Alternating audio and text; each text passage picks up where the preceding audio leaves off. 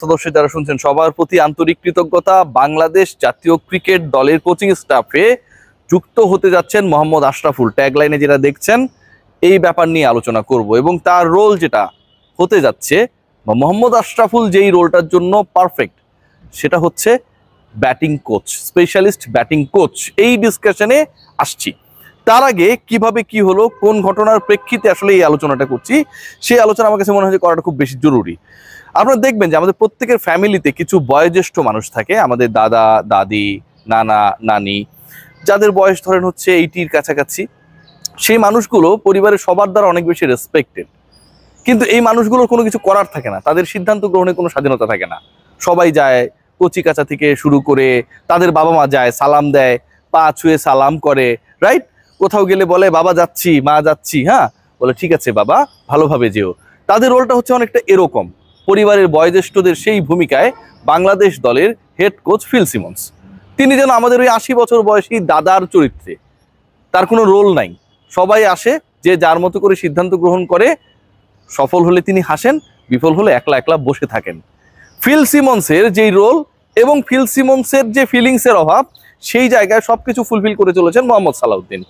একজন coach, senior assistant coach, তিনি বছরে কোটি টাকার উপরে বাংলাদেশ ক্রিকেট বোর্ড থেকে ড্র করেন। সেই কোচের সময়ে বাংলাদেশ দলের ব্যাটিংয়ের যে অধপতন হয়েছে সব ফরম্যাট বিবেচনায়, ক্রিকেটারদের স্ট্রাইক রেট থেকে শুরু করে কোন উইকেটে বাংলাদেশ দল খেলবে সেই সংক্রান্ত ব্যাপারে আমরা উপর থেকে যেভাবে তলানিতে পৌঁছেছি, র্যাঙ্কিংয়ে বাংলাদেশ গত 19 ম্যাচের মধ্যে শুধুমাত্র ব্যাটিং অর্ডারে কলাপস করার কারণে যেভাবে 10-এ চলে গেছে, এই বাংলাদেশ একসময় 6-এ ছিল। ওয়েস্ট ইন্ডিজের এগেনস্টে বাংলাদেশ তার ব্যর্থ পরিকল্পনার ফল হিসেবে লাস্ট ম্যাচে যেভাবে হেরেছে, এগুলো ভাই ব্যাখ্যাতীত। একজন কোচ তার ক্লাসের জায়গা তো অনেক দূরের হিসাব, তিনি যে অ্যাপ্লিকেশন করেন এবং যেভাবে কোরাম করেন, জাকের আলী অনেকদেরকে নিয়ে সেই কোরামের গল্প শুধু আমি বলি না, সবাই বলে, সেটা পুরো বাংলাদেশ ক্রিকেট বোর্ডের ড্রেসিং রুমের পরিবেশকে আনহেলদি পর্যায়ে নিয়ে গেছে।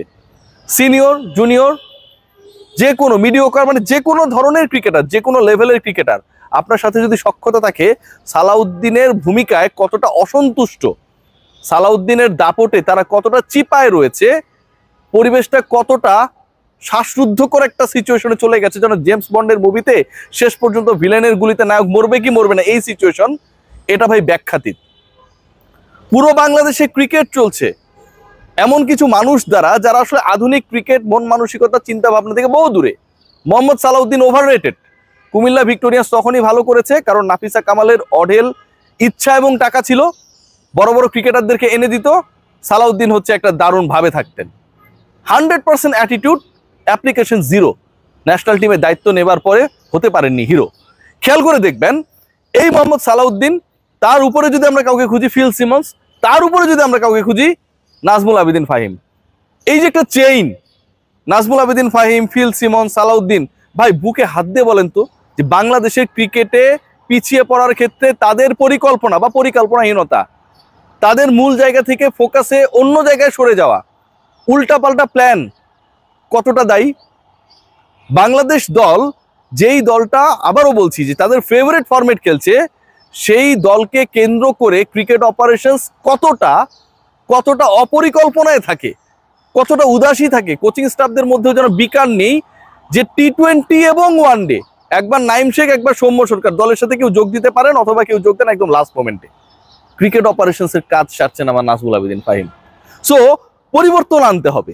বাংলাদেশ দল এখন থেকে 30 বছর আগে যে চলে গেছে, সেখান থেকে টাইম মেশিনে ভর করে আবার ব্যাক করতে হবে এবং ব্যাটিংয়ের জায়গাটায় বাংলা ভাষায় ব্যাটারদেরকে বোঝাতে হবে যে সমস্যার জায়গাটা কোথায়। ছোট্ট করে একটা এক্সাম্পল দিই, যে আপনি যদি 3.5-4 রান রেটে খেলেন, লাস্টের 7-8 ওভার যদি আপনি কাজে লাগান, আপনার স্কোর তো এমনিতেই 240 হয়। মিরপুরের উইকেট কালো হোক, ফর্সা হোক, মরা হোক, জীবিত হোক, যাই হোক না কেন, যেই ক্রিকেটারকে যখন নামানো উচিত, যিনি সুইট টাইমিং এর মধ্যে রয়েছেন, যে স্ট্রাইক রেট বেটার, যিনি টানা 2 ম্যাচে ভালো করেছেন, সেই ক্রিকেটারকে আপনি না নামিয়ে টি-20 দল থেকেও বাদ পড়ে যাওয়া নাজমুল হোসেন শান্তকে আপনি চ্যালেঞ্জ দিয়ে দিলেন 3 বলে 6 রান করার। এর থেকে ফাজলামার হইতে পারে? এর থেকে বড় জোকার হতে পারে? সেই জোকটা সালাউদ্দিন অ্যান্ড কন্টিনজেন্ট মঞ্চস্থ করেছে গতকাল। সো ব্যাটিং কোচের জায়গায় মোহাম্মদ আশরাফুলের নাম নিয়ে আলোচনা হচ্ছে। মোহাম্মদ আশরাফুল লেভেল 3 করেছেন, বাংলাদেশ দলের সাবেক অধিনায়ক ছিলেন, বাংলাদেশের এই মুহূর্তে ক্রিকেট মস্তিষ্ক হিসেবে যদি আপনারা কাউকে বিবেচনা করেন, ভাবেন, চিন্তা করেন এবং এই কাজটা, কোচিং এর কাজটা যদি তাকে আপনারা এখানটা ইনভলভ করেন, সেই জায়গায় মোহাম্মদ আশরাফুল ছাড়া আমি কোনো প্রপার ক্রিকেটার পাই না, প্রপার কোনো মস্তিষ্ক পাই না। আশরাফুল অলরেডি বাংলাদেশ ক্রিকেট বোর্ডের সাথে কাজ করছেন। মোহাম্মদ সালাউদ্দিন যদি বছরে 1 কোটি টাকা বেতনে বা তারও বেশি বেতনে ক্রিকেট বোর্ডের এরকম একটা হাই প্রোফাইল রোলে থাকতে পারেন, মোহাম্মদ আশরাফুলকে রাখতে সমস্যাটা কোথায় ভাই? আমার কাছে মনে হয় Bangladesh cricket board now it's high time to think যে মোহাম্মদ আশরাফুলকে এখানটায় ইনভলভ করা যায় কিনা। আমি অনেকের সাথে কথা বলেছি, ক্রিকেট বোর্ড রিলেটেড যারা পার্সন রয়েছে এবং একই সাথে ক্রিকেটার, সবাই চায় যে এরকম ভাব গাম্ভীর্যময় কোরাম মেনটেন করা, ড্রেসিং রুমের পরিবেশকে অশান্ত করা, এই টাইপের ক্যারেক্টারদেরকে এখান থেকে ইমিডিয়েটলি বের করা উচিত। ইমেজ সংকটে বুলবুল ভাই অন্তত পড়বেন না। সালাউদ্দিনকে আপনি অন্য দায়িত্বে দেন, এইচপিতে পাঠিয়ে দেন, অন্য কোথাও পাঠিয়ে দেন, কোনো সমস্যা নেই। কিন্তু বাংলাদেশ ক্রিকেট দল, বাংলাদেশ ক্রিকেট বোর্ডের সবচেয়ে প্রায়োরিটির জায়গা যে ন্যাশনাল টিম, সেটার পরিবেশ যেভাবে নষ্ট হচ্ছে, সেটাই যেভাবে প্রপার পরিকল্পনার অভাবের কারণে যা তা সিচুয়েশন তৈরি হয়েছে, এই ফল কিন্তু এন্ড অফ দ্য ডে আপনি যতই ভালো কথা বলেন না কেন আপনার কাঁধে এসে পড়ে। আশরাফুলের ব্যাপারে অন্যদের যেমন আগ্রহ রয়েছে, আশরাফুলের আগ্রহের জায়গাও রয়েছে। সালাউদ্দিনকে নিয়ে, সালাউদ্দিন কিন্তু বেসিক্যালি তার ক্যারিয়ারে একজন ছিলেন মিডিয়াম পেসার, তিনি হয়ে গেছেন খেয়াল করে দেখবেন বাংলাদেশের batting maestro, batting coach. Mohammad Ashraful, Shakib Al Hasan, Tamim Iqbal, এই লেভেলের ক্যারেক্টার যারা, আমি যে 3টা নাম বললাম, এই 3টা নামের মধ্যে শুধুমাত্র আশরাফুল কোচিং এর মধ্যে রয়েছেন। তামিম ইকবাল আপাতত এগুলো নিয়ে ভাবছেন না, তিনি আরো বড় জায়গায় লক্ষ্য করেছেন, সেখানে যেতে চান। সাকিব আল হাসান বাংলাদেশে নেই, রেলেভেন্ট না। মোহাম্মদ আশরাফুল, আবারও বলছি যে আপনি যদি চোখ বন্ধ করে বাংলাদেশের ক্রিকেট ট্যালেন্ট বিবেচনা করেন, সবার আগে ব্যাটিং ডিপার্টমেন্টে আপনার কাছে যে 2-3টা নাম আসবে, আশরাফুল তার একটা। আশরাফুলকে অফার করলে আশরাফুল সেই অফারটা নেবে, আমি গ্যারান্টি দিচ্ছি। সিরিয়াসলি, আশরাফুলকে আপনি অফার করেন, আশরাফুল সেই দায়িত্ব নেবে এবং সালাউদ্দিনের থেকে অনেক ভালোও করবে। ক্রিকেটাররা সবাই ভয়ে থাকেন, ভয় থাকেন কয়েকটা কারণে। একটা হচ্ছে সালাউদ্দিনের একটা বড় গ্রুপ রয়েছে এখানটায়। শোনা যায় যে ওই নাজমুল শান্তকে 3-এ নামানোর অন্যতম কারণ নাকি যেন মন না খারাপ করে। নাজমুল শান্তরা কোনো না কোনো ডোমেস্টিক লিগে, ক্লাবে ক্যাপ্টেন্সি করবে, সামনে প্রিমিয়ার লিগ বা এটা ওটা। সালাউদ্দিন সাহেবরা আজীবন ন্যাশনাল টিমের কোচিংয়ে থাকবেন না। সো এই যে একে একে 2 মেলানো, যে আমার ক্লাবের কোচ হচ্ছে সালাউদ্দিন ভাই, অথবা সালাউদ্দিন ভাইয়ের ক্লাবের ক্যাপ্টেন হচ্ছি আমি, এই যে একে একে 2 মেলানোর চিরায়ত বাঙালি চেষ্টা, সেটা গতকাল বাংলাদেশকে ডুবিয়েছে, বাংলাদেশকে ভুগিয়েছে, বাংলাদেশকে হারিয়েছে।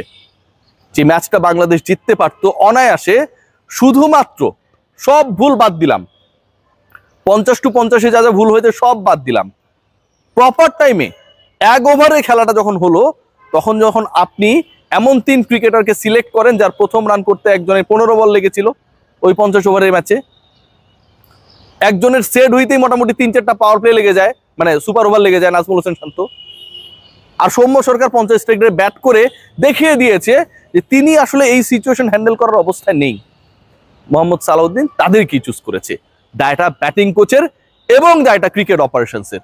নাজমুল আবেদিন ফাহিমরা যতই এড়ানোর চেষ্টা করুক, এই বাজে পরাজয়ের দায় তাদের নিতে হবেই।